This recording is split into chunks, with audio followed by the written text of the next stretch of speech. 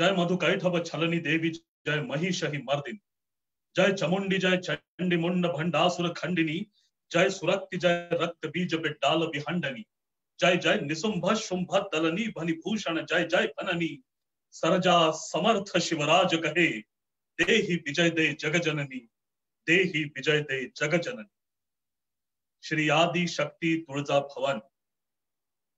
दोस्तों, तत्कालीन मद्रास प्रांत, आज का चेन्नई, स्वामी विवेकानंद बैठे थे अपने कुछ शिष्यों के साथ, कुछ वार्तालाप चल रहा था और इतिहास इस विषय पर चर्चा शुरू होती है। सामने लोग बैठे थे, अलग अलग प्रांतों से थे। अनफॉर्चुनेटली एक मराठी व्यक्ति ने एक राजा के बारे में कुछ ऐसी बात कह दी जो उन्होंने कहना नहीं चाहिए था।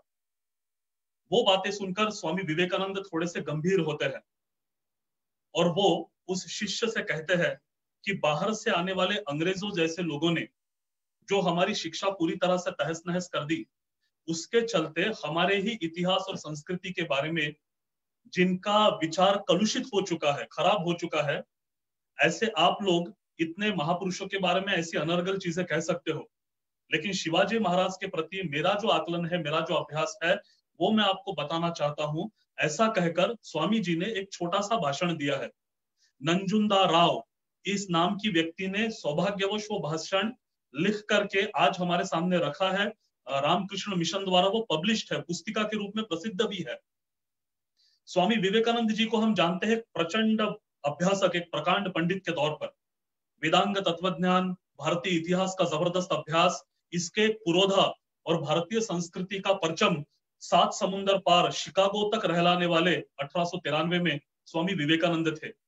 इस बैकग्राउंड पर अगर हम विचार करते हैं तो स्वामी जी ने जो भाषण दिया है उस राजपुरुष के बारे में, मैं सारा भाषण तो यहाँ कोट नहीं कर पाऊंगा, मैं केवल उसकी पहली लाइन आप सबको बताना चाहता हूं। स्वामी जी कहते हैं भारतीय संस्कृति में 2 महापुरुषों के बारे में वर्णन किया गया है। एक मर्यादा पुरुषोत्तम श्री राम और दूसरे राजनीति धुरंधर कृष्ण। कलियुग में अगर इन दोनों व्यक्तिमत्व का आपको एक व्यक्तिमत्व में अगर समाहित किसी में देखना है तो वो एक व्यक्तिमत्व यानी छत्रपति शिवाजी महाराज है। जिस व्यक्ति के बारे में उस मराठी व्यक्ति ने कलुषित उद्गार निकाले थे वो शिवाजी महाराज थे। और उस पर उत्तर देने के लिए स्वामी विवेकानंद जब शुरुआत कहते हैं तो वो कहते हैं कि राम और कृष्ण की परंपरा में से एक, भगवान श्री कृष्ण और राम की परंपरा में से एक, जहां राम की मर्यादा, उनका चरित्र और कृष्ण की राजनीति, इन दोनों का मिलाप अगर किसी एक व्यक्तिमत्व में होता है तो स्वामी जी का मानना है वो छत्रपति शिवाजी है। ये अपने आप में बहुत बड़ी बात है दोस्तों। और उसी चरित्र का बखान करने के लिए आज यहाँ नवभारत के द्वारा आयोजित इस बहुत ही सुंदर इस वेबिनार सीरीज में मैं तहे दिल से पहले नवभारत के पूरे ग्रुप का बहुत बहुत धन्यवाद प्रदान करता हूं कि आज मुझे यह मौका मिला है कि आपके द्वारा मैं सबसे ये बात कर पाऊं। जे जे लोक मला ऐकतायत त्या सर्वांना महाराष्ट्र दिनाबद्दल अनेकानेक शुभेच्छा। आपला महाराष्ट्र जो ओळखला जातो सातत्याने लढण्यासाठी, अन्याय अनितीच्या विरुद्ध जे कृष्णाला अपेक्षित होतं ते लढण्याचं काम सातत्याने महाराष्ट्राने केलंय। आज तो आपल्या सर्वांचा महाराष्ट्र दिवस आहे, त्याबद्दल सर्वांना खूप खूप शुभेच्छा। आणि विषयाची मांडणी आणि विषयाचा आवाका प्रचंड मोठा असल्यामुळे आणि मला आवाहन करण्यात आलंय कि अपने हिंदी भाषी दोस्तों के लिए भी अगर मैं हिंदी में बात कर पाऊं तो आज मैं मराठी सारस्वत को प्रणाम करते हुए हिंदी के मुल्क में कदम रखना चाहता हूं। मैंने जैसे कहा कि चरित्र बहुत बड़ा है दोस्तों, इसको कुछ मिनटों में बांधना लगभग मुश्किल है। लेकिन मैं हमेशा कहता हूं कि नायक तभी समझ में आता है दोस्तों जब खलनायक समझ में आता है, उसकी क्रूरता समझ में आती है। राम जी तभी समझ में आते हैं जब रावण की राक्षसी ताकत समझ में आती है। और इसीलिए शिवाजी राजा को जिस समय काम करना पड़ा वो समय कितना भयानक रहा होगा। आज हम कई बार देखते हैं लोग अगल बगल की परिस्थितियां देख करके जब अपयश प्राप्त होता है तो उन परिस्थितियों पर ठीकरा फोड़ देते हैं। ये टास्क कंप्लीट क्यों नहीं हुआ, बॉस खराब था। ये फाइल कंप्लीट क्यों नहीं की, टीम खराब थी। टारगेट अचीव क्यों नहीं हुआ, मार्केट खराब था। हम कई बार हमारा जो अपयश है उसका ठीकरा किसी चीज पर फोड़ देते हैं और हम अलग रहते कि आई एम द बेस्ट। और जब सक्सेस मिलता है तो वो केवल मेरी वजह से मिला। इस तरह की गलतफहमी में जीने वाले अनफॉर्चुनेटली बहुत लोग होते हैं। मुट्ठी भर लोग केवल इंट्रोस्पेक्शन, आत्म परीक्षण करते हैं दोस्तों। तो परिस्थितियों पर ठीकरा फोड़ना सबसे आसान होता है और सबसे मुश्किल होता है कि नहीं मेरी भी गलती थी, इसको मानना, इसको एक्सेप्ट करना। शिवाजी महाराज उस दूसरी कैटेगरी के लोग थे जिन्होंने परिस्थितियों पर कभी ठीकरा नहीं फोड़ा। वो सामर्थ्य संपन्न वैभवशाली भारत जिसकी धज्जियां उड़ा दी गई थी, जहां डाल डाल पर सोने की चिड़िया करती है बसेरा, ऐसा जिस भारत के बारे में कहा जाता था वो खत्म कर दिया गया था लगातार चलने वाले सुल्तानी आक्रमणों द्वारा। आक्रमण तो पहले भी हुए थे, शक आए थे, हूण आए थे, कुषाण, अलेक्जेंडर, ऐसे कई लोग आए, लेकिन या तो ये आते ही खदेड़ दिए गए या कुछ सालों के अंदर उनकी धज्जियां उड़ा दी गई। लेकिन बाहर मुल्क से आने वाले सुल्तानी आक्रमण हर लिहाज से अलग थे दोस्तों। ना तो ये इमीडिएटली उठाकर फेंक दिए गए, उल्टा ये भारत के अंदर पेनिट्रेट हुए, और थोड़े समय के लिए नहीं, 711 में होने वाला पहला आक्रमण मोहम्मद बिन कासिम से लेकर के भारत की स्वतंत्रता 15 अगस्त 1947 तक ये बाहरी आक्रमणों का सिलसिला लगातार चलता रहा। कभी डच, कभी फ्रेंच, कभी पोर्तुगीज, कभी ब्रिटिश, कभी खिलजी, कभी तुगलक, कभी मुगल, ये लगातार श्रृंखला सी चल पड़ी 711 से लेकर के 1947 तक। लगभग 900 साल की आक्रमणों की परंपरा और 900 साल का उसको प्रतिकार का इतिहास चलता रहा। लेकिन एक समय तो ऐसा आन पड़ा कि समूचे हिंदुस्तान में एक भी हिंदुस्तानी सल्तनत नहीं है। देश के चप्पे चप्पे पर बाहर से आने वाले लोगों का राज चल रहा है। लोग लड़ना भूल चुके हैं, लोग तलवारें उठाना भूल चुके हैं, उल्टा नकारात्मक मानसिकता के शिकार है। हम लड़ नहीं सकते, हम विजयी नहीं हो सकते, दिल्ली के सुल्तान कभी दिल्ली छोड़कर जा नहीं सकते, फिर कोई भारतीय राजा सिंहासनाधीश्वर छत्रपति बनना असंभव है। ऐसी नकारात्मक बातें सामान्य जनता से लेकर के महापंडितों तक, जगन्नाथ पंडित जैसा महान व्यक्ति कहता था, दिल्लीश्वर हुआ जगदीश्वर हुआ, दिल्लीश्वर यही हमारे लिए भगवान है, दिल्ली के सुल्तान यही जगदीश्वर है। ऐसा भयानक विकृति समाज में जब पनप रही थी दोस्तों, ऐसे समय आप सोचिए शिवाजी महाराज का जन्म है, इतनी नकारात्मकता है। अनफॉर्चुनेटली आज भी हम देखते हैं नकारात्मकता से लोग अभी भी डिगे नहीं है। आज भी हम देखते हैं कि बच्चों की बात करें तो मैथमेटिक्स निकल पाएगा कि नहीं, इंजीनियरिंग हो पाएगा कि नहीं, M3 एनाटॉमी जमेगा कि नहीं, जॉब मिल पाएगी कि नहीं मिल पाएगी, मिली तो टिकेगी कि नहीं, प्रमोशन होगा कि नहीं होगा। ऐसे कई बार हम लोग भी नकारात्मकता के शिकार हो जाते हैं। आप सोचिए शिवाजी महाराज ने उस समय ये कैसे किया होगा। इतनी भयानक परिस्थितियों में जहां पे लोग लड़ने के लिए तैयार नहीं है, उनको खड़ा करना और एक दिग्विजय सेना तक ले जाना वाज नेक्स्ट टू इम्पॉसिबल। पहला स्किल हमें शिवाजी राजा का दिखता है, आई कैन डू दैट। ये खुद पर का जबरदस्त आत्मविश्वास। तो बचपन का भी उनको अगर हम एनालाइज करें तो जीजा माता जैसे लोग जो उनके साथ खड़े थे कंधे से कंधा लगाकर, ये मन मस्तिष्क की तैयारियां जीजा माता ने बचपन से बहुत पुरजोर तरीके से की। कृष्ण ने कहा होगा भगवत गीता में, यदा यदा हि धर्मस्य ग्लानिर्भवति भारत अभ्युत्थानम अधर्मस्य तदात्मानं सृजाम्यहम् परित्राणाय साधूनां विनाशाय च दुष्कृतां धर्म संस्थापनार्थाय संभवामि युगे युगे। मैं आऊंगा, मैं किस लिए आऊंगा, जब जब परफॉर्मर्स पीछे पड़ते हैं और नॉन परफॉर्मर्स आगे बढ़ते हैं, उस समय नॉन परफॉर्मर्स की धज्जा उड़ाते हुए परफॉर्मर्स का कल्याण करने के लिए, सज्जनों का कल्याण दुर्जनों का विनाश करने के लिए। जब जब भ्रष्टाचार बनेगा, लोग आड़े तिरछे रास्तों से पैसा खींचने की कोशिश करेंगे, और जब सज्जन दरिद्री होते जाएंगे, अनीति का नष्ट करके नीति को आगे बढ़ाने के लिए मैं जन्म लूंगा, ये कहा था कृष्ण ने बेटा। लेकिन और कितना समय रहा देखेंगे। अलाउद्दीन खिलजी के आक्रमण के बाद 300 साल बीत चुके हैं, अब रुक नहीं सकते, ये आपको करना पड़ेगा, आपको खड़ा रहना पड़ेगा। छोटी छोटी कहानियों के द्वारा इस बच्चे का मन मस्तिष्क तैयार होता है कि मुझे लड़ना है। ये सबसे पहला स्किल हम शिवाजी राजा से सीख सकते हैं दोस्तों कि yes I have to do that, मुझे करना पड़ेगा। ये पहली चीज। और इसका ही दूसरी बाजू होती है, इसी सिक्के की दूसरी बाजू होती है दोस्तों कि ये देश मेरा है, जिसको आज हम कॉर्पोरेट्स की मैनेजमेंट की भाषा में कहते हैं ओनरशिप। जैसे घर मेरा होता है, घर पर आने वाला एक भी संकट मैं अपने परिवार पे पड़ने से पहले अपने सीने पर झेलने के लिए तैयार होता हूं, चाहे वो महिला हो या पुरुष हो। घर से बाहर निकलते वक्त हम टीवी फैन पंखे बंद करके बाहर निकलते हैं। हम में से कितने लोग अपने ऑफिस से बाहर निकलते वक्त ऑफिस का टीवी, ऑफिस का फैन या ऑफिस का लाइट बंद करते हैं, एसी बंद करते हैं? क्योंकि घर मेरा होता है साहब, ऑफिस अपना होता है, देश अपना होता है, सार्वजनिक होता है। ये सबसे बड़ा प्रॉब्लम है जापानीज और इंडियन को अगर हम कंपेयर करें। सामान्य जापानी व्यक्ति भी ओनरशिप से लबरेज है कि ये मेरी कंपनी, ये मेरा देश है। क्या हम में वो भरी है ओनरशिप अपनी कंपनी के बारे में कि ये कंपनी मेरी है, यहाँ का टेबल, यहाँ की चेयर, यहाँ का लैपटॉप, यहाँ का कंप्यूटर मेरा है, मैं खुद भी खराब नहीं करने करूंगा और बेटा तुझे भी खराब नहीं करने दूंगा। ये जबरदस्त सेंस ऑफ ओनरशिप जहां पे आता है, सक्सेस का पहला कदम वहां पड़ता है दोस्तों। ये ओनरशिप शिवाजी महाराज के अंदर थी। ये अपने आप में बहुत बड़ी चीज है कि कोई लड़े ना लड़े, ये जमीन मेरी है, मुझे खड़ा रहना पड़ेगा। शिवाजी महाराज के कई सारे पत्र उपलब्ध है, उसमें एक पत्र फारसी है, पर्शियन। उसमें ये वाक्य लिखा गया है, इन कसरा मुहाफिज जब्त वतन खुद लाजिम, यानी इस व्यक्ति को अपनी पुण्य भूमि के लिए, मातृभूमि के लिए लड़ना लाजमी है। ये व्यक्ति लड़ेगा, यानी मैं खुद लड़ूंगा। इन कसरा मुहाफिज जब्त वतन खुद लाजिम, ये शिवाजी महाराज कहते हैं, मैं लड़ूंगा, मैं लड़के दिखाऊंगा। इस लेवल का ओनरशिप पहले हमें अंदर लाना पड़ेगा अगर हमें सही में अपने प्रोफाइल में, अपने करियर में, अपने बिजनेस में आगे बढ़ना है। ये करते हैं शिवाजी महाराज। और उसके बाद 15 साल की उम्र आते आते भारतीय संस्कृति में आदर्श जो कहा गया है, अपनी उंगली काटकर भगवान महादेव को रक्ताभिषेक है और स्वराज्य की प्रतिज्ञा है कि इन तमाम सुल्तानों को बाहर खदेड़ते हुए यहां हिंदवी स्वराज्य की स्थापना होकर रहेगी।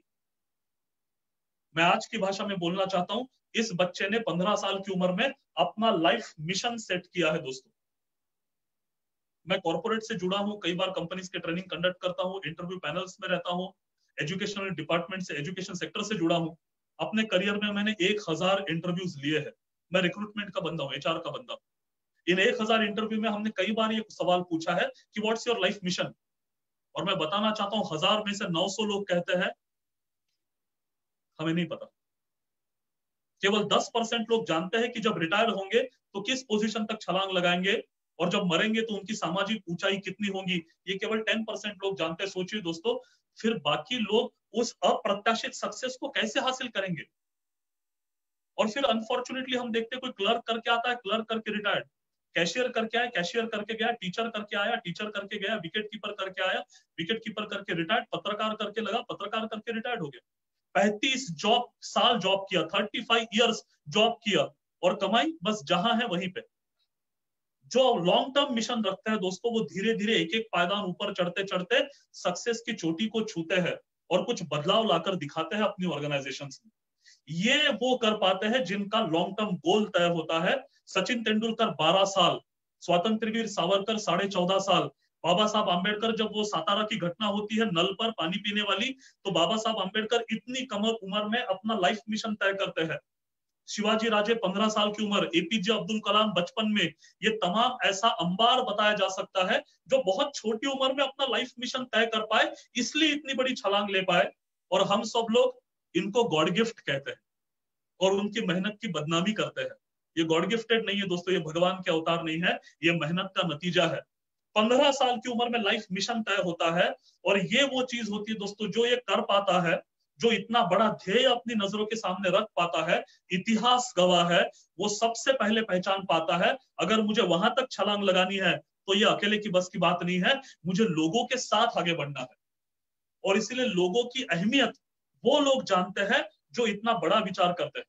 जो नहीं समझ पाते वो दुर्भाग्यवश शिवाजी हमारी जाति के, इस जाति के विरोधक, उस जाति के समर्थक केवल यही भाषण देते देते खत्म हो जाते हैं। आज हम क्या कर रहे हैं? शिवाजी महाराज के चरित्र के नाम पर ये जाति पाति के जो झगड़े हम लगा रहे हैं, समाज में आग लगाने का काम कर रहे हैं, क्या ये सही में जायज है दोस्तों? शिवाजी महाराज ने एक व्यक्ति को मृत्युदंड की सजा दी या उसका कत्ल किया, तो आज हम उसकी जाति पकड़कर शिवाजी उस तमाम जाति के विरोधक थे ये प्रचार करते हैं। तो मुझे बताइए, शिवाजी महाराज ने कृष्णाजी भास्कर कुलकर्णी का वध किया, तो क्या शिवाजी उसके जाति के विरोधक है? अफजल खान के जो पर्सनल सिक्योरिटी गार्ड बाहर खड़े थे, जो 10 सिक्योरिटी गार्ड इतिहास हमको बताता है, उसमें पिलाजी राजे मोहिते और दूसरे शंकराजी राजे मोहिते थे जिनको मराठों ने कत्ल कर दिया बाहर। तो क्या शिवाजी उनके जाति के विरोधक थे? अफजल खान आने वाला है, शिवाजी उनके सामने टिक नहीं पाएंगे, ऐसा समझकर कुछ लोग गद्दारी करके अफजल खान की तरफ भाग गए प्रेशर के चलते। उसमें एक नाम हम सब जानते हैं, खंडोजी खोपड़े, वो भाग गया गद्दारी करके स्वराज्य से। उल्टा हुआ, शिवाजी ने अफजल खान का वध कर दिया तो वो स्वराज्य में वापस आया। जब शिवाजी ने उसको घेरा, उसका एक हाथ और एक पैर शिवाजी राजा ने तोड़ दिया, तो क्या उसका सरनेम खोपड़े और उसकी कोई जाति है करके उस जाति का विरोध करके हाथ पैर तोड़े? एक देश में जहां सीता का अपहरण होता है तो राम जी सारे राक्षस कुल का संहार करते हैं, जहां द्रौपदी की साड़ी खींची जाती है तो भगवान कृष्ण महाभारत का युद्ध मोल लेते हैं, वहां हिंदुस्तान में महिलाओं पर जबरदस्त अत्याचारों का सिलसिला चल पड़ा। सुल्तानी आक्रमण में महिलाओं पर होने वाले अत्याचार मैं बयान नहीं कर पाऊंगा, इतने गंदे, विभत्स, भयानक आणि बर्बर आहेत, बर्बर। मी 4 चौघात उदाहरण देऊ शकणार नाही, इतके घाणेरडे अत्याचार है।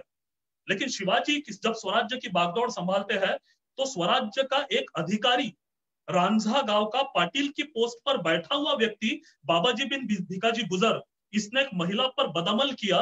ये जब पता चलता है तो उसके खिलाफ केस करके तुरंत सजा मिलती कि दोनों हाथ पैर इसके तोड़ दिए जाए, तो उसका सरनेम गुजर है करके या उसकी जाति के विरोधक है करके। और जो शिवाजी महाराज के साथ जुड़े वो तो सामान्य झोपड़ियों में रहने वाले लोग, किसान के बेटे, लुहार के बेटे, कुम्हार के बेटे, ब्राह्मण के बेटे, कुणबी, मराठा के बेटे, कोड़ी, रामोशी, इनके सामान्य बच्चे जो झोपड़ी में रहा करते थे, कोई एजुकेशन क्वालिफिकेशन नहीं, गले में कोई गोल्ड मेडल नहीं, फर्राटेदार इंग्लिश कम्युनिकेशन स्किल नहीं, क्या था इनके पास साहब? इनके पास केवल निष्ठा थी और जो तलवार या बाड़ा या दान पट्टा वो चलाते थे उस स्किल में जबरदस्त महारत थी, जिसके चलते शिवाजी ने इनको रिक्रूट किया, इनको सिलेक्ट किया है। और वो बचपन का दोस्त तानाजी, जो बाद में चलकर तानाजी मालूसरे बनता है, जिससे मुगल रात को सपने में उठकर डर के जाग जाते थे, क्या उसकी जाति कोई XYZ थी करके रिक्रूटमेंट हुआ था? मोरोपंत पेशवा, मोरोपंत पिंगले, इतना नॉलेजेबल बंदा प्रधानमंत्री है। शिवाजी महाराज के आज्ञा पत्रों में प्रधानमंत्री कैसा होना चाहिए इसका वर्णन है। उस कसौटी पर खरा उतरने वाला मोरोपंत पिंगले पेशवा है, क्या जाति देखकर रिक्रूट हुआ था?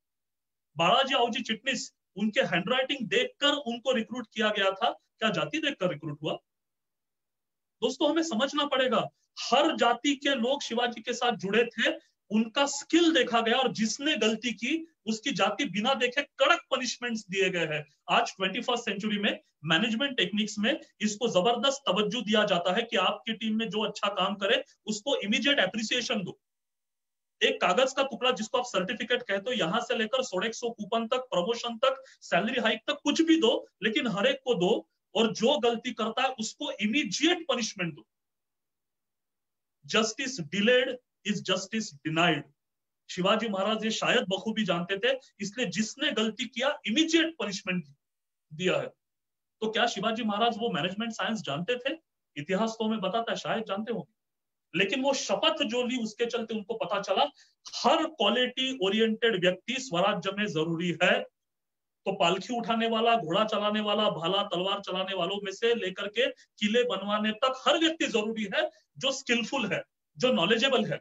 इनका रिक्रूटमेंट है, इनका सिलेक्शन है।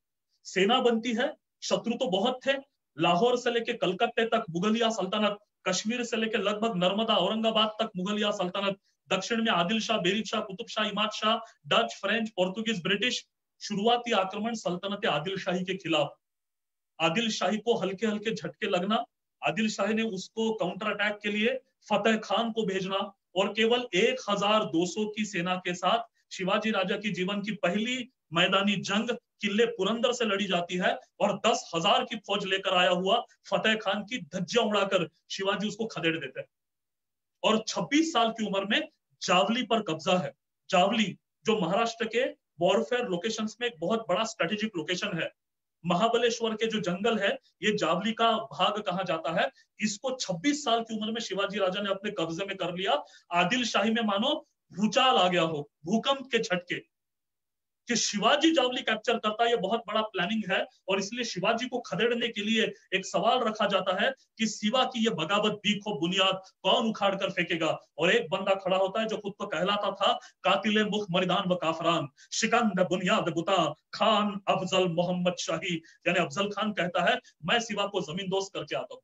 बहुत बड़ा काफिला उसके साथ दिया जाता है, जखीरा हथियारों का उसके साथ दिया है। तय है। It was one sided affair.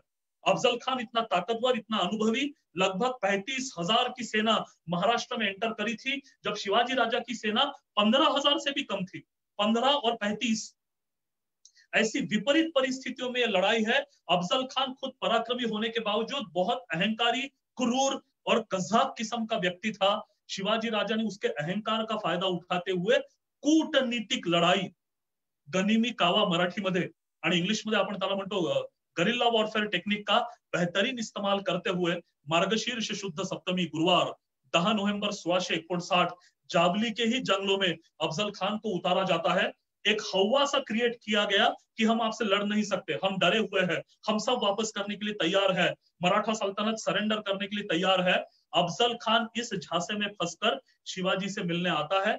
वो शिवाजी को गिरफ्तार या मारने की फिराक में था, ये भी शिवाजी राजा को अंदेशा हो चुका है। और इतिहास गवाह है 10 नवंबर के उस दिन अफजल खान जब शिवाजी को गले लगाते हैं तो दगाबाजी से उसको कुचलते हुए शिवाजी की हत्या करने के प्रयास में शिवाजी अपने छुपाए हुए बागनख उसके पेट में मारते हुए उसी का वध करते हैं और इतिहास दर्ज होता है। शिवः कृपाणिका ग्रेण कुक्षा वेव तमस्पृशत आक्रुशरंत्राणि सर्वाणि सा कृपाणि विनिर्गतः, ऐसा कविंद्र परमानंद ने इस घटना का वर्णन लिख के रखा है दोस्तों।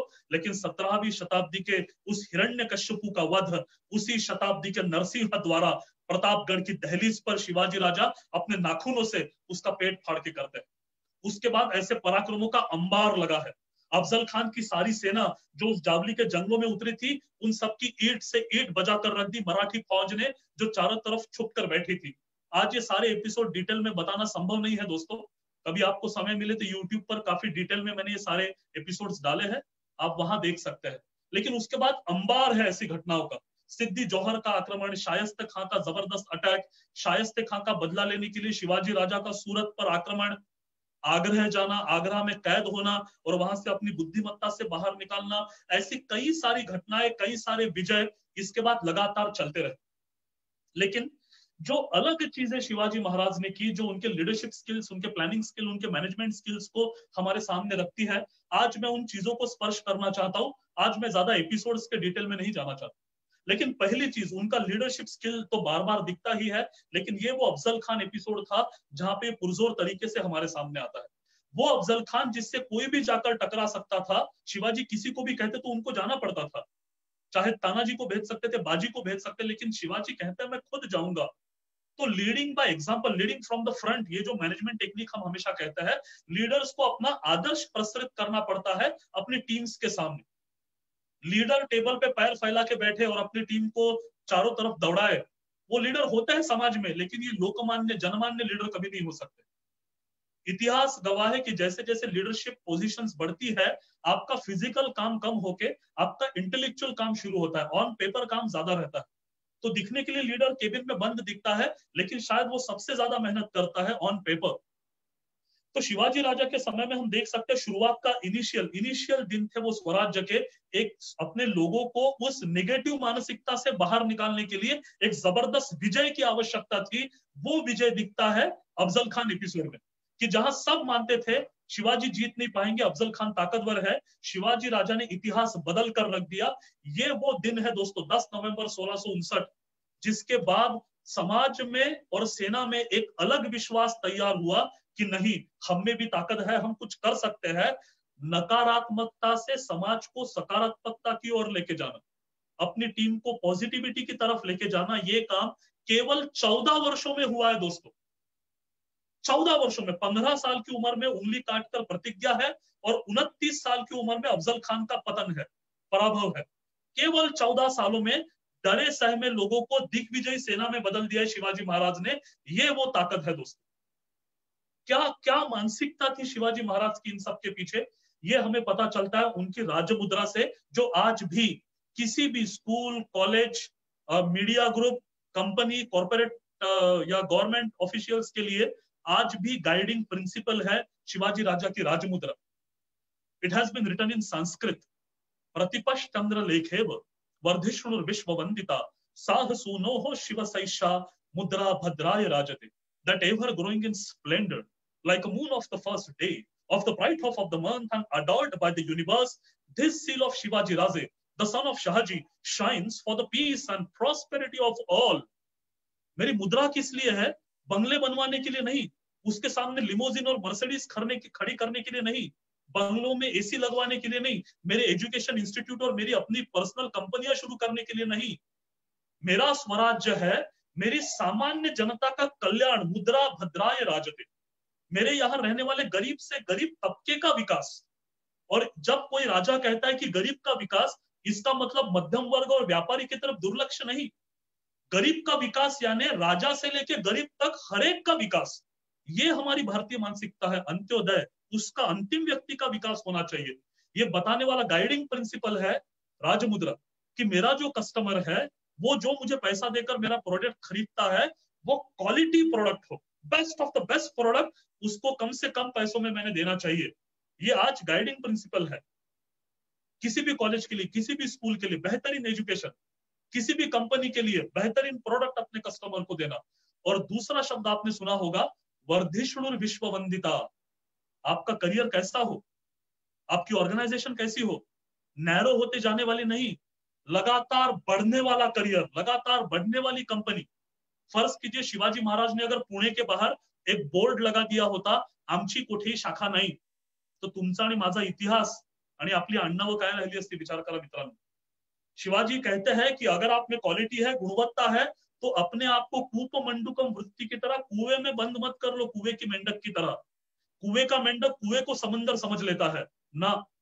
छलांग लगाइए अपने करियर में। इफ यू आर गुड, आप बड़े होने चाहिए ताकि गंदे लोग ऊपर ना पहुंच पाए। तो कोई हलवाई, बड़े बड़े नाम हम महाराष्ट्र के जानते हैं, अगर वो अपने आप को छोटी सी दुकान में बंद कर लेगा, तो हम मीडिया में जो देखते हैं, मिलावट करके मिठाई बनाने वालों की दुकानें आगे बढ़ेगी। तो सज्जन ने आगे बढ़ना चाहिए। अगर अच्छा एजुकेशन इंस्टीट्यूट और खुद को बड़ा नहीं करता, तो बुरे लोग एजुकेशन में घुसेंगे और वो एजुकेशन को गंदा कर देंगे। ये उनका प्रॉब्लम नहीं है, ये अच्छे लोगों का प्रॉब्लम है कि वो बड़ा नहीं होना चाहते। लोकमान्य तिलक कहा करते थे, अंग्रेज हम पर राज करते हैं, अंग्रेजों की गलती नहीं है, हम सज्जनों की गलती है, हम इकट्ठा आकर के उनको खदेड़ नहीं पाते। तो ये सिखाने वाले शिवाजी राजा, दोस्तों, इफ यू आर गुड, वर्धिष्णुर विश्ववंदिता, आगे बढ़िए। कितना आगे बढ़िए, even sky is not the limit, ये बताने वाले शिवाजी राजा है। क्या किया ऐसा शिवाजी महाराज ने अलग? दोस्तों, जंग लड़ाइया हम सब जानते हैं, मैं उसके डिटेल में नहीं जाना चाहता। व्यवस्था परिवर्तन, व्यवस्था परिवर्तन। एक भ्रष्टाचार की व्यवस्था बनी थी मुगलों के और आदिल शाही के जमाने से, कि गांव का जो टैक्स वसूल होता था, उसकी जिम्मेदारी एक व्यक्ति के हाथों में होती थी। वो तय किया करता था कि इस गांव से कितना लगान वसूल करना है। It was use to be his sole decision. Shivaji Raja ने इसको ब्रेक किया। गांव में डिसीजन लेने वाले 3 लोगों की टीम बनाई, पाटिल, देशपांडे आणि देशकुलकर्णी। इन तीनों की टीम बनी। इन तीनों ने इकट्ठा आकर गांव का टैक्स फिक्स करना है और सरकार में जमा भी करना है। पहले ऐसा होता था कि गांव से 1000 बोरे अगर जमा हो रहे हैं अनाज के, तो ये एक अधिकारी ऊपर बताता 500 बोरे जमा होते हैं। ये ऊपर 500 देता था और बाकी पूरे 500 खुद छीन लेता था। जो वतनदार और जमींदार हुआ करते थे, ये अपनी सिक्योरिटी के लिए सेना रखते थे। और जाहिर सी बात है, जिसके पास अपनी खुद की सेना है, 100, 200, 300, वो सामान्य जनता पर जुल्म करता था। टैक्सेस वसूल करने के लिए किसान का हर कुछ छीन लिया जाता था। अगर किसान फिर भी टैक्स पे नहीं कर पाता है, तो उसकी पत्नी, उसकी बेटी, उसकी बहू को उठाकर ले जाया जाता था। और अत्याचार करने वाले हमारे ही लोग हुआ करते थे। ये सारा प्रॉब्लम शिवाजी राजा ने अपने अभ्यास से क्रैक किया। 3 लोगों की टीम बनाई, ये 3 लोग मिलकर फिक्स करेंगे। जो जमींदार वतनदार हुआ करते थे, उनको सेना रखने की अनुमति कैंसिल कर दी गई। और इतिहास गवाह है, शिवाजी राजा ने जो ऐतिहासिक ट्रांसफॉर्मेशन किया, वतनदारों की छोटी छोटी सेना न रखते हुए स्वराज्य की सेंट्रलाइज सेना, यह अद्भुत कल्पना थी। तब तक जब शत्रु आक्रमण करता था, तो राजा ऐसे छोटे छोटे वतनदारों को कहता था, अपनी अपनी टीम लेकर हमारे साथ जुड़िए। और ये सब लोग 200-500 की सेना लेके राजा के साथ जुड़कर आक्रमण करते थे। शिवाजी कहते हैं, ऐसे टुकड़ों टुकड़ों में बटी हुई सेना कभी देश के लिए काम नहीं कर सकती। सेंट्रलाइज फोर्सेस, सेंट्रलाइज आर्मी, कितना बड़ा परिवर्तन है आप सोचिए। इन सब की ताकत छीन ली गई और स्वराज्य की सेंट्रलाइज सेना बनाई गई। ये वो परिवर्तन है दोस्तों। आज महाराष्ट्र दिन है, हमारी मातृभाषा मराठी है, या मुझे सुनने वालों की जिसकी जो भी मातृभाषा होंगी, मैं आप सबसे निवेदन करता हूं, अपने अगल बगल में एक बार झांक के देखिए। आपके अगल बगल में जो जो चीजें रखी है, उनके नाम एक बार देखिए। TV, remote, mobile, jacket, water bottle, watch, laptop, diary, charger, fan, light, focus, balcony, curtains, frame, photo, watch, wall clock, सारे शब्द दोस्तों मराठी हो चुके हैं। इनके लिए कोई मराठी शब्द यूज नहीं करता। मम्मी मम्मी पप्पा पूछ रहे हैं, गेस्ट आए हैं तो टी बनाओगी कि कॉफी बनाओगी? ये हमारी हालत है सर आज हमारी मातृभाषा की, घर घर में। आज कोई भी यंगस्टर को आप खड़ा कीजिए, 275, 389, 1577, नहीं समझ पाते हमारे बच्चे। इतना अंग्रेजी हमारे सर पर हावी हो चुका है। शुरुआती जमाने में अंग्रेजी केवल पढ़ने में थी, धीरे धीरे वो विचारों में उतरी लोगों के, आज वो आचार में उतर रही है। उसके बाहर जो समाज में प्रॉब्लम दिखाई दे रहे हैं अंग्रेजी अंदर आने के, मैं कह रहा हूँ यूएस को और वेस्ट को फॉलो करने के जो नतीजे हैं, मैं उनकी बात कर रहा हूँ। हम यूएस को किन चीजों में फॉलो कर रहे हैं साहब? उनकी देशभक्ति में फॉलो नहीं करते, उनके डिसिप्लिन में फॉलो नहीं कर रहे। हम यूएस को फॉलो कर रहे हैं कम से कम कपड़े पहनने में, शराब की बोतलें अपने अंदर उतारने में। यूएस को फॉलो कर रहे हैं पार्टी कल्चर में, स्पेंडिंग कल्चर में। ये यूएस नहीं है साहब, ये हिंदुस्तान है। अंग्रेजी का ये जो आज हड़कंप मचा हुआ है सारे देश में, ये धीरे धीरे हुआ है। मैं किसी के भाषा का विरोधक नहीं हूं, कोई भाषा का द्वेष नहीं, लेकिन मातृभाषा का खून करके इंग्लिश नहीं। ये एपीजे अब्दुल कलाम का शब्द है, मेरा नहीं है। मातृभाषा का कत्ल करके इंग्लिश नहीं, इंग्लिश तो आनी चाहिए। और इसीलिए शिवाजी महाराज के समय यही परिस्थितियां थी दोस्तों।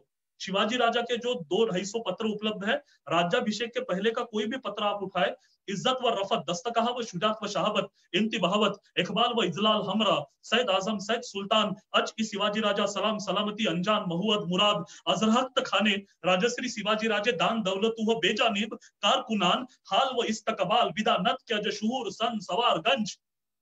कुछ पता नहीं चलेगा, ये मराठी है। लेकिन शिवाजी राजा जो यहाँ जंग वहां लूट इसमें समाहित है, उनका ध्यान इस पर भी है कि मेरी मातृभाषा कहाँ है।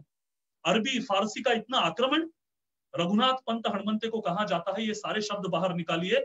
रघुनाथ पंत डिक्शनरी तैयार करते, राज व्यवहार कोश, और उसके बाद जो शिवाजी राजा के पत्र निकले हैं, स्वस्ति श्री राज्याभिषेक शक 3, नल संवत्सर, वैशाख बहुल द्वितीया, इंदुवासरे ये दिन क्षत्रिय कुलावतांस, राजा शिव छत्रपति स्वामी यांनी आज्ञा केली आहे की, ऐसे सारे पत्र जो निकलने लग गए दोस्तों, ये भी ट्रांसफॉर्मेशन है, not by the sword but by the कलम, पेन से किया हुआ ट्रांसफॉर्मेशन। ये कितने ही उदाहरण हैं जो व्यवस्था परिवर्तन की ओर लेके जाते हैं। किसानों के लिए टैक्सेशन पॉलिसी कैसी होनी चाहिए, जमीन किस तरह से नापी जानी चाहिए, उस समय की तो पद्धतियां बहुत फनी थी, हंसने लायक थी। अभी सारी चीजें बताने के लिए माफ कीजिए, मुझे ज्यादा समय नहीं है, लेकिन किसानों का जीवन आसान हो इसलिए शिवाजी राजा ने जो ट्रांसफॉर्मेशन किए हैं बेहतरीन है। एम्प्लॉयज के लिए पॉलिसी बेहतरीन है। नेवी, भारत में पुराने काल में, प्राचीन काल में नेवी हुआ करती थी। चाणक्य चंद्रगुप्त के जमाने में हम जानते हैं कि उनके पास युद्ध नौकाएं थी, लेकिन उसके पास लगभग 1500 साल बीत गए, हम भूल गए नेवी के बारे में।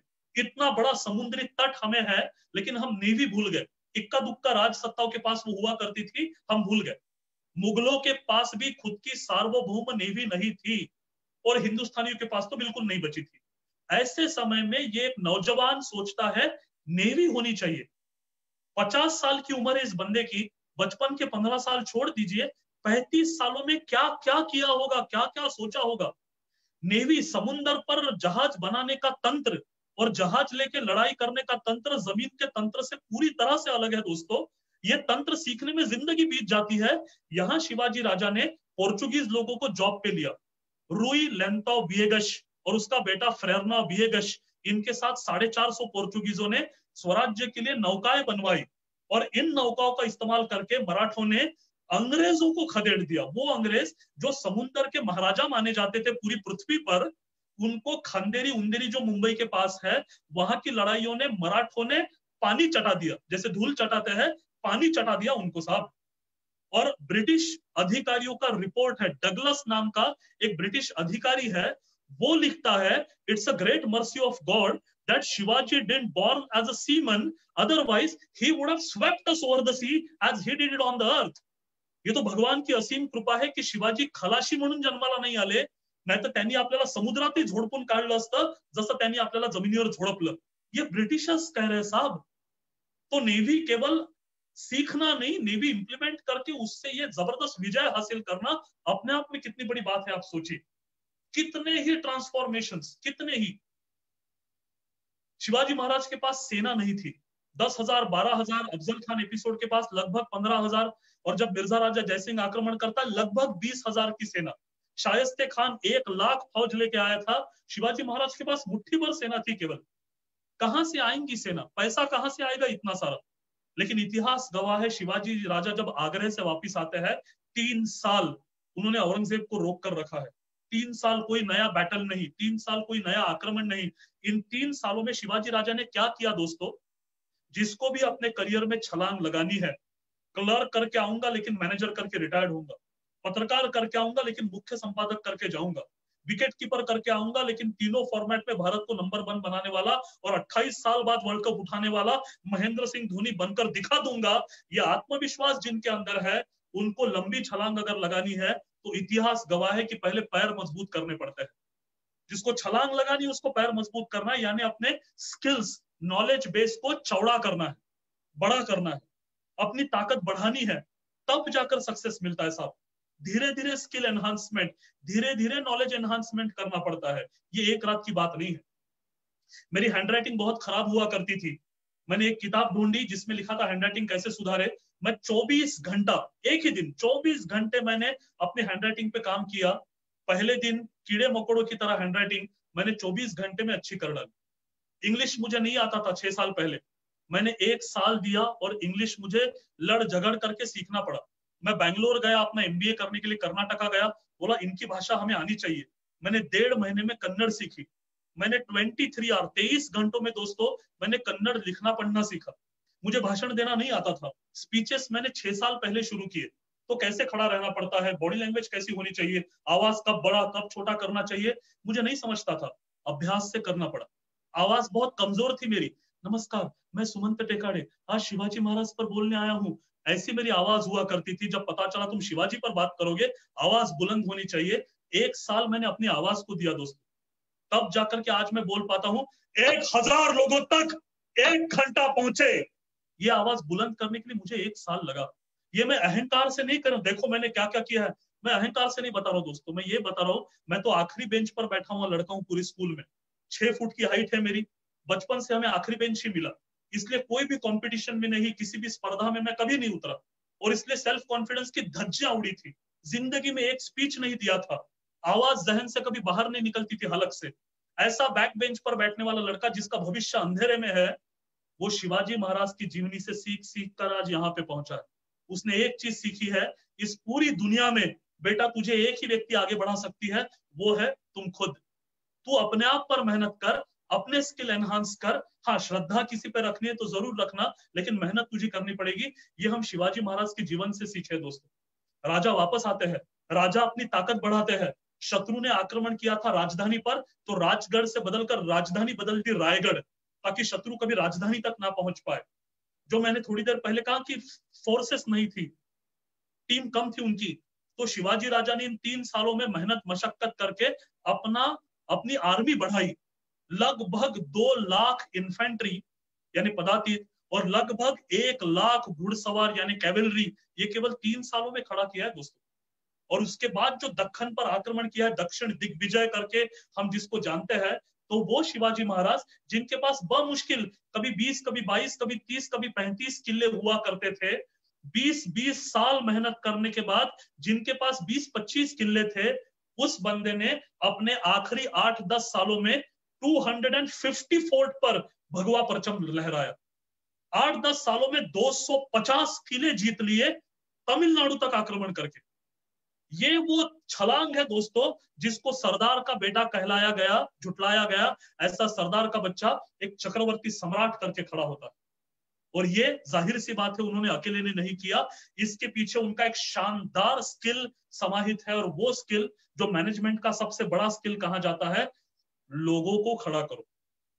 लीडरशिप की डेफिनेशन है दोस्तों, a leader should be able to create new leaders. हम कई बार देखते हैं कैपेबल टीम लीडर अपने टीम के अंदर के जबरदस्त व्यक्ति को दबाता है नीचे, क्योंकि ये अगर ऊपर आ गया तो मेरी पोस्ट खतरे में आ जाएगी, तो अपने टीम के बेहतरीन प्लेयर को दबाया जाता है। वो लीडर कैसे होगा दोस्तों? वो लीडर कभी हो ही नहीं सकता। लीडरशिप की डेफिनेशन है कि leader should be able to create new leaders. और यहां हम देखते हैं झोपड़ियों में रहने वाले तानाजी जैसे लोग, गरीब घर से आने वाले रामाजी पांगेरा जैसे लोग, कान्होजी नाइक जेधे जैसे लोग, इनके पीछे शिवाजी पूरे विश्वास से खड़े रहे। उनको काम भी सौंपा और उसके साथ साथ अधिकार भी दिया, डिसीजन लेने का अधिकार दिया। और इसीलिए ये सामान्य घरों से आने वाले बच्चे इतने बड़े लीडर्स करके खड़े हुए कि नेताजी पालकर को प्रति शिवाजी माना जाता था। उस समय प्रति शिवाजी कहलाया गया। एक सामान्य सा मराठा सरदार प्रति शिवाजी की पोस्ट तक जा पहुंचता है। एक सामान्य मोरोपंत पिंगले प्रधानमंत्री बनता है। एक सामान्य घर का तानाजी मालुसरे इतना बड़ा पराक्रम कर गुजरता है। ऐसा अंबार खड़ा किया दोस्तों लोगों का इस विश्वास के साथ कि yes you can do that and if we are together yes we can do that. हम सब मिलकर ये कर सकते हैं। और इसलिए असंभव को संभव बनाने की ताकत रखने वाले ये सारे लोग थे। इसके पीछे था शिवाजी राजा का ये जबरदस्त स्किल कि लोगों को खड़ा करना, लोगों को ताकत देना। और इन सब के पीछे शिवाजी राजा का एक जबरदस्त एटीट्यूड, एक सकारात्मक एटीट्यूड जो हम कई बार गंवा कर तो नहीं बैठ जाते। आज कोविड-19 से पूरी दुनिया जूझ रही है। मुझे कई फोन और मैसेजेस आते हैं, लोग कहते हैं सर बहुत फ्रस्ट्रेशन आ रहा है, सर घर में बैठने की आदत नहीं है, बहुत निगेटिविटी आ रही है, सर शायद जॉब चली जाएगी, सर आगे चलकर कैसे होगा। तो नकारात्मकता आज भी खत्म नहीं है दोस्तों। जो लोग अपने करियर में निगेटिव सोचते हैं, घर में निगेटिव सोचते हैं, मैं उन सबसे कहना चाहता हूँ, आपसे जो बात कर रहा है ये व्यक्ति अपने जिंदगी में बहुत निगेटिव था एक जमाने में।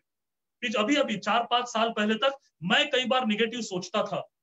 तब मैंने शिवाजी महाराज के जीवन का एक उदाहरण पढ़ा दोस्तों, एक उदाहरण, और मेरी दुनिया परमानेंट बदल गई। मैं आपको बताना चाहता हूं, मैं रिपीट करता हूं, जो लोग नकारात्मकता के शिकार है जरूर सुने। शिवाजी राजा के पहले बेटे संभाजी, दूसरा बेटा पैदा हुआ राजा राम। 24 फरवरी 1670 को उनकी जन्मतिथि है। वो पैदा हुए लेकिन वो उल्टे पैदा हुए। उस समय उल्टा पैदा होना इसको अपशकुन माना जाता था, गलत माना जाता था। तो चर्चाएं शुरू हो गई, छोटे राजा पैदा हुए, उल्टे पैदा हुए, अपशकुन हो गया, अब कैसा होगा। तो ये चर्चाएं शिवाजी राजा तक भी पहुंची। He was very fast. Shivaji Raja ने विचार किया आज मैं राजा, कल मेरा बेटा राजा, आज मैं जंग लड़ने जाता हूं, कल मेरा बेटा जाएगा। तो जंग तो वनडे इंटरनेशनल मैच होती है, कभी जीतेंगे कभी हारेंगे, लेकिन कल अगर मेरा बेटा हारता है तो समाज और सेना इसके सर पे ठीकरा फोड़ेगी कि ये उल्टा पैदा हुआ था बचपन में, अपशकुनी है, करके हम हारे। तो याला स्वराज्य कैसे मनावे, ये तो स्वराज्य का सीख नहीं है। ये फ्रैक्शन ऑफ सेकंड शिवाजी सोचते हैं और तभी ऑफिशियल न्यूज आती है। और कहा जाता है राजा छोटे सरकार पैदा हुए हैं, उल्टे पैदा, अपशकुन झाला। शिवाजी राजा का अगला वाक्य दोस्तों कान ध्यान देकर सुने, ध्यान देकर सुने। मैंने कहा मेरी लाइफ बदलती इस एक वाक्य ने। शिवाजी कहते अच्छा उल्टे पैदा हुए हैं, बहुत बढ़िया, दिल्ली के तख्त को उलट कर रख देंगे। आई रिपीट, अगर किसी को सुनाई देने में कुछ दिक्कत हुई होगी, शिवाजी कहते उल्टे पैदा हुए हैं, बहुत बढ़िया, दिल्ली के तख्त को उलट कर रख देगा ये लड़का। तो सामने वाले के ऍटिट्यूड में आमूलाग्र परिवर्तन करण्याची ताकद या लोकांच्या कृतीमध्ये आणि शब्दांमध्ये होती मित्रांनो। 180 डिग्री का परिवर्तन सामने वाले के स्वभाव में कि ऐसा कैसा नहीं होगा, हम करके दिखाते हैं। ये एटीट्यूड दिया शिवाजी महाराज ने हमको, पूरे भारत को। और इसलिए कोविड वगैरह तो बहुत छोटी चीज है दोस्तों, हम डटकर मुकाबला करेंगे, कारण महाराजांनी रडायला नाही शिकवलं, महाराजांनी लढायला शिकवलंय भारताला। तो संदेश देणारा महाराष्ट्र आहे सगळ्यांना, आणि त्याची त्या धरोहरमध्ये पुढे जाणारे आपण सगळे लोक आहोत, त्या धारेमध्ये सुस्नात झालेली आपण लोक आहोत। आपलं काम आहे भारताला दिशा देण्याचं। और इसीलिए शिवाजी महाराज की जीवनी में ऐसी अनेकों चीजें हैं दोस्तों, मुझे जो समय दिया गया है वो खत्म होने की कगार पर है, इसलिए रुकना लाजमी है। लेकिन अनेकों लोगों ने अनेकों चीजें शिवाजी महाराज के बारे में लिखकर रखी, कितनी है। शिवाजी राजा का टीम वर्क, उन्होंने अपनी सेना को किस तरह से खड़ा किया, सिस्टम्स कैसे बनाए। आज 21st सेंचुरी में हम लोगों को बताते हैं, कॉर्पोरेट्स को बताते हैं, स्टैंडर्ड ऑपरेटिंग प्रोसीजर्स होनी चाहिए। हर काम जो आप करते हो उसका प्रोसेस लिखित और आपके एम्प्लॉय को मुंह जबानी याद होना चाहिए। 350 साल पहले स्वराज्य के एसओपी ड्राफ्टेड थे दोस्तों, तैयार थे, उसके चलते स्वराज्य की हर प्रोसेस की जाती थी। कितने ही काम, कितनी ही मैनेजमेंट प्रोसेसेस बताई जा सकती है। कभी समय मिले तो मैं जरूर आपसे फिर से मुखातिब होऊंगा। लेकिन शिवाजी राजा का ये पराक्रम देखकर जो अभिभूत हो गए, उसमें से पहला नाम सामने आता है उत्तर भारत से आता हुआ कविराज भूषण। वो तो कवि था, महाकवि था।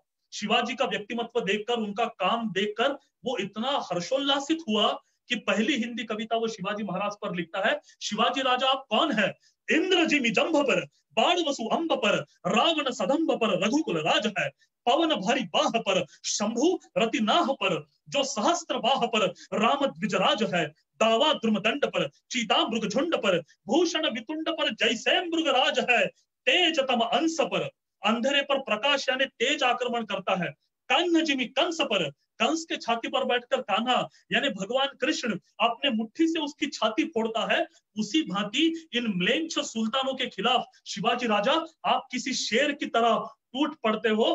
तेजतम अंश पर, कन्न जिमि कंस पर, त्यो म्लेच्छ वंश पर शेर शिवराज है, शेर शिवराज है। ऐसी जबरदस्त कविताएं लिखता है। सक्र जिमि शैल पर, अर्कतम फैल पर, विघ्नन की रैल पर लंबोदर देखिए। राम दशकंध पर, दशकंध यानी रावण, राम जैसे रावण पर टूट पड़ते हैं। राम दशकंध पर, भीम जरासंध पर, भूषण जो सिंधु पर कुंभज विसेखिए। हर जो अनंग पर, गरुड़ जो भुजंग पर, कौरव के अंग पर पार्थ जो देखिए। कौरवों पर पार्थ यानी अर्जुन जैसे बाणों की बौछार करता है। कौरव के अंग पर पार्थ जो देखिए, बांस जो विहंग पर, सिंह जो मतंग पर, म्लेच्छ चतुरंग पर शिवराज देखिए, शिवराज देखिए। ऐसी अद्भुत कविताएं शिवाजी महाराज पर लिखी जाती है। एक फ्रेंच व्यक्ति बार्चेलमुक एबे कैरे लिखता है, Shivaji was a man whose vision was unbounded. His capacity was superior to his vision. A great warrior, a great politician, capable of undertaking everything and achieving everything. ऐसे पैराग्राफ्स लिखे उसने शिवाजी महाराज पर। कितने ही उदाहरण शिवाजी राजा के बारे में उनकी स्तुति करने वाले लोग बाहर प्रांतों से आए हुए राजपूतों ने लिखा है, मुगलों ने लिखा है। जो शिवाजी राजा को लगातार गाली देते थे, वो मुगल भी शिवाजी राजा के बखान करते हैं। ऐसा कई बार हमको उनके डॉक्यूमेंट से मिलता है। ऐसे शिवाजी राजा है।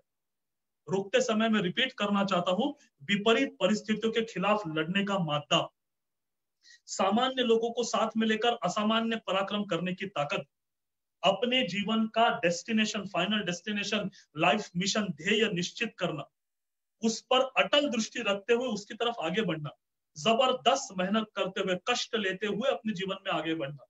ये करते समय भ्रष्टाचार नहीं, शॉर्टकट्स नहीं, सज्जनों का रक्षण करते हो, अपने टीम में अच्छे लोगों का रक्षण करते हो, उनको आगे बढ़ाना, सामान्य लोगों में से लीडरशिप डेवलप करना, जबरदस्त ध्येय निष्ठा रखते हुए अपनी ऑर्गेनाइजेशन ये मेरी है, सार्वजनिक नहीं है, उसके प्रति झोंक देना खुद को। और मैं जिस भी पोजीशन पे लगा हूं, अपना नॉलेज, अपना स्किल, अपना एटीट्यूड एनहांस करते करते धीरे धीरे अपनी ऑर्गेनाइजेशन में अच्छी पोस्ट पर पहुंचना। अगर मैं अच्छा हूं तो, नहीं तो कोई बुरा वहां तक पहुंच जाएगा। इसलिए वहां तक पहुंचना ताकि मैं सबको साथ में लेकर के आगे बढ़ा पाऊं। इस एटीट्यूड के चलते शिवाजी राजा का इतिहास 350 साल पुराना, अभी वो वापस नहीं आ सकते। लोग लिखते हैं राजे तुम्ही परत या ऑटो के पीछे, उनके वापस आने की जरूरत नहीं है, वो कर चुके जो उनको करना था। उनसे सीखकर हम क्या करते हैं ये ज्यादा जरूरी है। जाति पाति के झगड़े ये कैंची की तरह होते हैं दोस्तों, कैंची फाड़ कर 2 टुकड़े कर देती है। शिवाजी राजा का चरित्र सुई की तरह है, वो चुभता जरूर है, कुछ लोगों को चुभा होगा मैं जो जो चीजें बोल रहा हूं, लेकिन वो जोड़ता भी है। हमें शिवाजी राजा के जीवन से ऐसी बहुत सारी चीजें सीखनी है, वो सीखते हुए हम आगे बढ़े। फिर एक बार सबको महाराष्ट्र दिन की शुभकामनाएं देते हुए मैं यहाँ रुकता हूँ। मैंने आपके 6 मिनट ज्यादा ले लिए हैं, जो समय मुझे दिया गया था वो ज्यादा लिए गए 6 मिनट के लिए आपकी क्षमा। और कोई अगर प्रश्न है तो they are welcome. Thank you so much. Sumant ji, तुम्ही अतिशय चांगली माहिती छत्रपती शिवाजी महाराजांबद्दल दिली। एक वेगळा पैलू, व्यवस्थापनाचा पैलू जो आमच्या दर्शकांना माहित नव्हता तो तुम्ही करून दिला।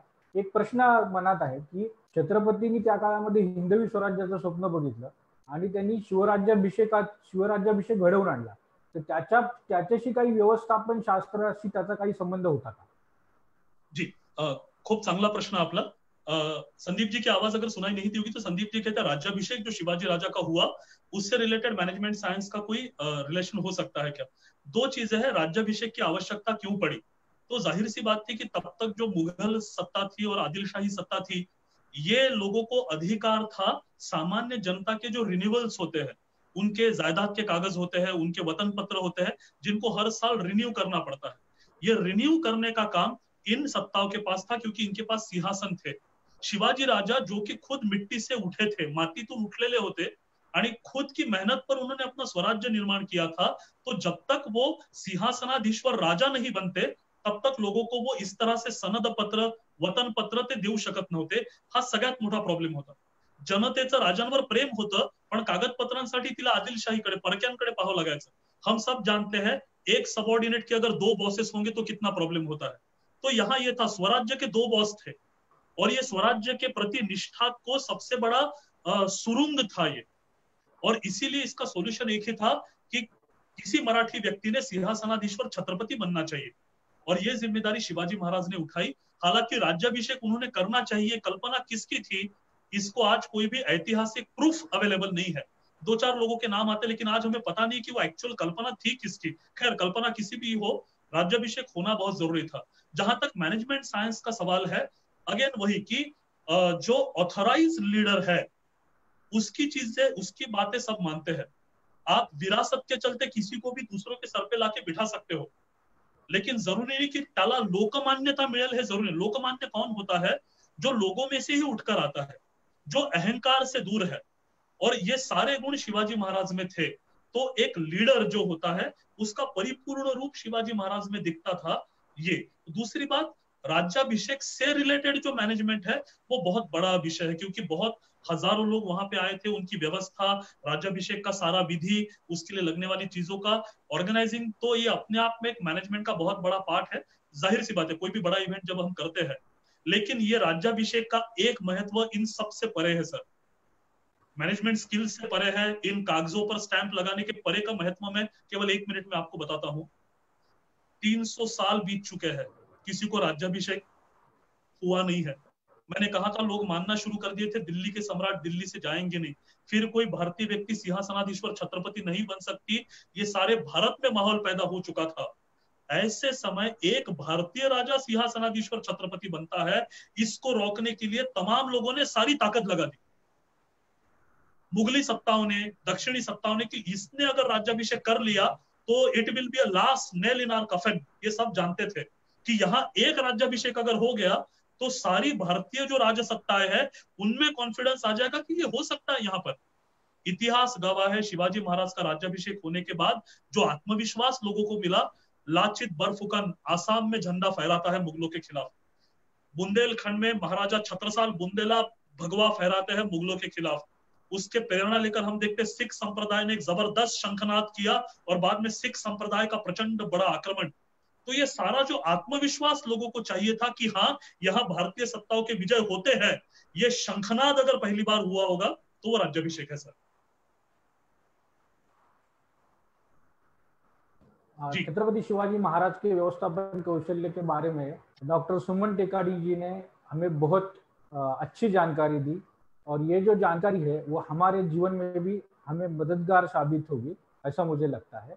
मैं फिर ऐसे एक बार डॉक्टर सुमन सर का धन्यवाद देना चाहता हूँ कि वो अपना समय निकाल कर इस वेबिनार में हमारे साथ जुड़ गए और सभी दर्शकों को भी मैं धन्यवाद देना चाहता हूँ. कल शाम 5 बजे लॉकडाउन वेबिनार मिस मत कीजिए, क्योंकि कल अभिनेत्री और वॉइस ओवर आर्टिस्ट मेघना एरंडे और मशहूर गायिका जानवी प्रभु अरोरा इस वेबिनार में शामिल होने वाली है. तो आप सभी ने इसका समय दिया, इसलिए सबका धन्यवाद करता हूँ. Thank you. धन्यवाद. Thank you.